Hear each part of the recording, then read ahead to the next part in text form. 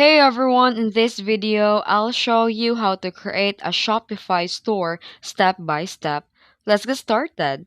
First, go to the website of the Shopify and click Start Free Trial. Next, enter your email address, password, and store name and follow the setup instruction. After creating your account, you'll be taken to the Shopify dashboard. From here, you can start setting up your store. Click Add Product to upload items that you want to sell.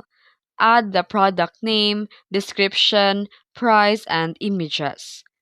Next, go to the online store section and choose a theme to customize the design of your website, and then set up your payment methods and shipping options in the settings section.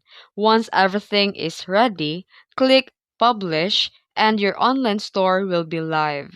And that's it. That's how you create a Shopify store. If this video helped you, don't forget to like and subscribe for more tutorials. Thanks for watching.